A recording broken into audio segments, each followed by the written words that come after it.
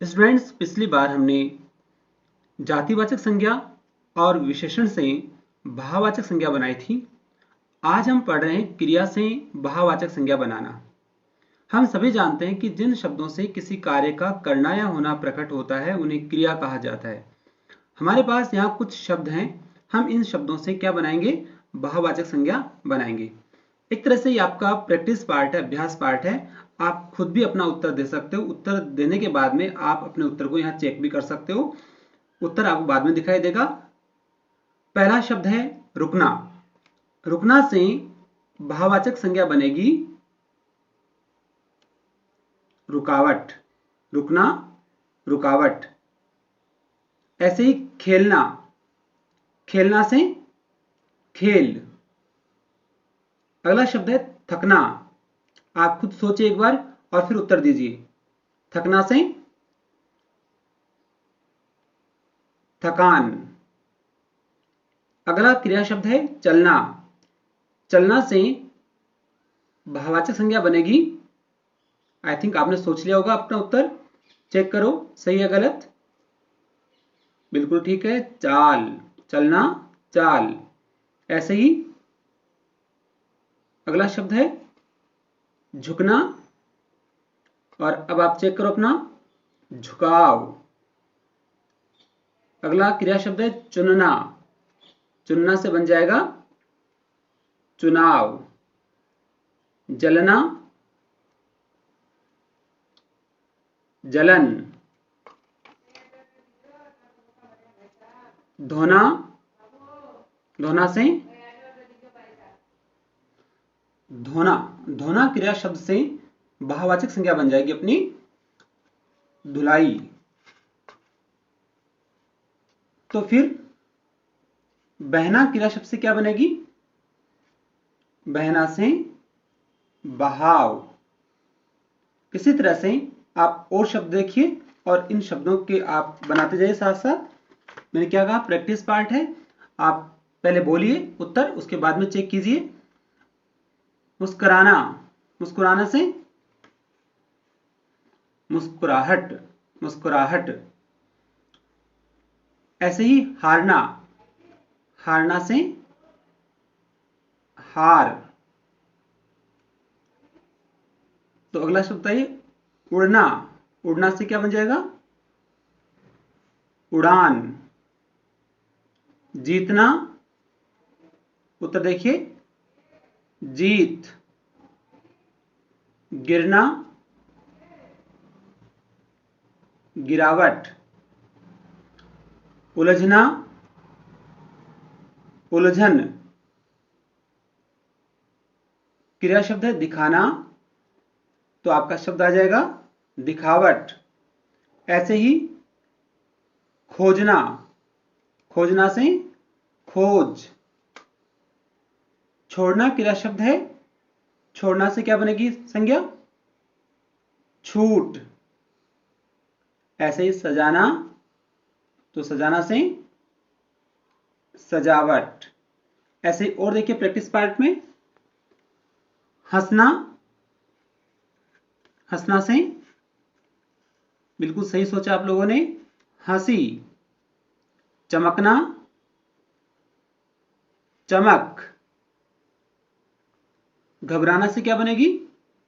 घबराहट। लड़ना, लड़ाई। बचना, बचाव। चढ़ना, चढ़ाई। बुनना, बुनाई। कहना, कहना क्रिया है, इससे बन जाएगा कहावत। ऐसे ही कमाना। कमाना से कमाई।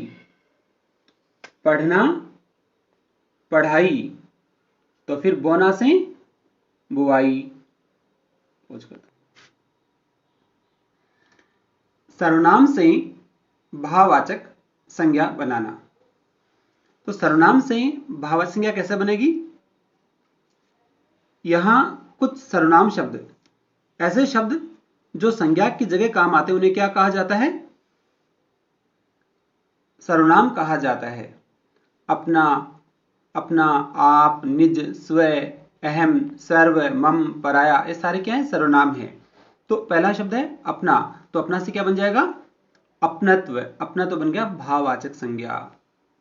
ऐसे ही आप से क्या बन जाएगा? आपा। निज, निजता।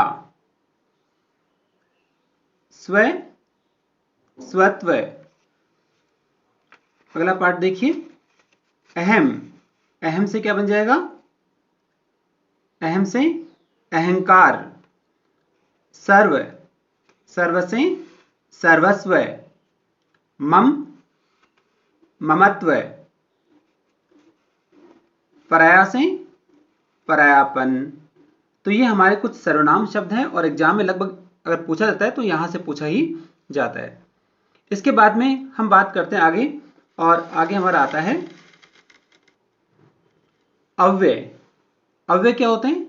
ऐसे शब्द जिन पर संज्ञा, सर्वनाम, लिंग, वचन आदि का कोई प्रभाव नहीं पड़ता है, उन्हें कहा जाता है अव्यय। तो हमारे पास यहां 6 शब्द दे रखे हैं। पहला शब्द है हमारे पास में ऊपर। ऊपर से बन जाएगा ऊपरी। धिक, धिक्कार। समीप, समीपता या फिर सामीप्य। निकट से बनेगा निकटता। मना से मनाही। शीघ्र, शीघ्रता। स्टूडेंट्स, यह आपके लिए होमवर्क है। आप इस काम को अपनी कॉपी में कर सकते हैं। यहां स्वयं की जांच करें कि आपने अभी भाववाचक संज्ञा पढ़ी तो आपको कितने शब्द जो हैं वो तैयार हो चुके हैं आपके।